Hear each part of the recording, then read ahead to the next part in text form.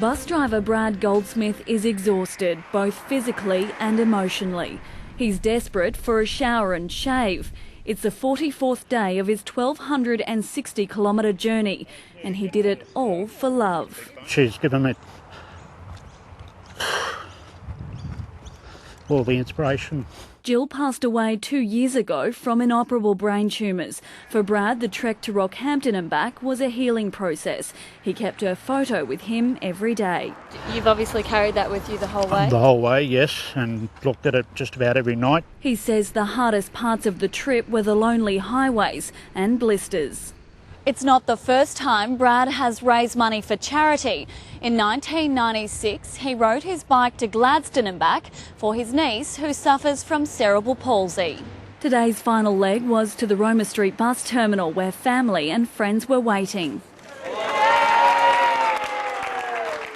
It's been a heartfelt journey for him because he did lose his fiancée. The walk raised $10,000 for Cure Cancer Australia. 5,000 of that his employer pitched in. A large number of our staff have actually had payroll deductions over the last couple of weeks to support Brad. To raise awareness for Cure Cancer Australia and also to raise enormous funds like that. It's a sterling effort. I loved it very much. Zoe Russell, 7 News. Media were once again refused entry to the site today. Both incidents will be subject to workplace health and safety investigation. Although the price tag for your very own slice of paradise here on Fitzroy Island is being kept a very close guarded secret for now, one of these apartments is expected to fetch up to $1 million. The USS Blue Ridge departs tomorrow morning after spending more than a month here in Australia and some much needed R&R in Cairns. It should take them about a week to get back to Japan. Zoe Russell, 7 News. To loved ones, he was Millsy, a former lifesaver who just received a promotion at work. The 22-year-old was about to make his life complete by asking his girlfriend Sarah to marry him. She's not coping really well right now. Still a shock to her. Family and friends gathered at Josh Mill's Curramundi home, remembering a life cut tragically short. I remember him as a gentle giant, plenty of sports potential. He's just such a good mate, hey, and he just always do everything he could to help his friends out. Josh was bashed to death near this taxi rank in Caloundra on Friday night, the violence erupting after a spilt drink at a nearby nightclub. How hard is it just to say, oh, sorry, and just walk away? A 24-year-old man has been charged with his murder and will face court tomorrow. Just a week ago, Josh's friend Ben Thorpe was put in a coma after a pub brawl at Kings Beach Tavern.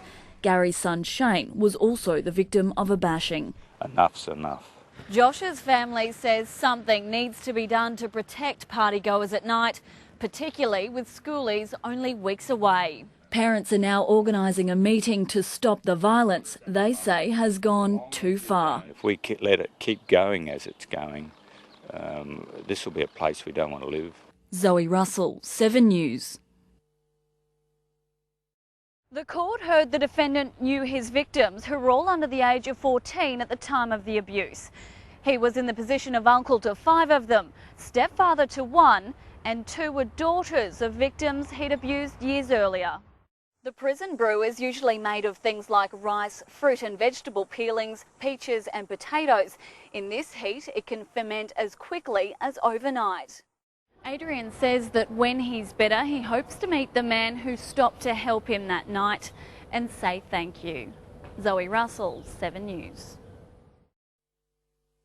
3 years ago, firefighter Gary Marsh was told he had a brain tumour and was going to die.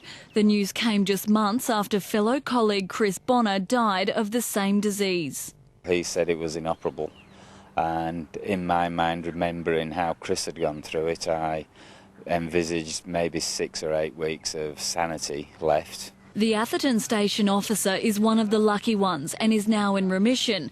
The same can't be said for up to 5 of his colleagues, past and present firefighters who have worked at the Atherton fire station. Last month we've had 3 guys diagnosed with the different types of cancers. One of them is yet to have his test results back, which come back today. and one is being operated on as well. Amid fears of a cancer cluster, the Emergency Services Minister, the Commissioner of the Queensland Fire and Rescue Service and the United Firefighters Union met with staff on Sunday. The complexity of this matter is the fact that it's not one form of cancer. The Director of Public Health, a senior medical officer and a toxicologist will visit Atherton this week to inspect the premises. The service will be contacting or examining the employment records of all people who've worked at the station over the past 10 years. The station, built in 1959, is not on the contaminated land register and until test results come back won't be relocated. We're quite calm and we're really waiting to see what the outcome of the investigation is. Zoe Russell, 7 News. Just to give some indication how discreet the sites were, the plants were found hidden, scattered amongst thick, dense bushland, about 100 metres from the road. This will be the second Christmas the brothers have lived in these containers, where temperatures sometimes reach over 100 degrees during the day. Today's sentencing means Dr. De Palma's medical licence is now in jeopardy. That decision lies with the Queensland Medical Board. Zoe Russell, 7 News.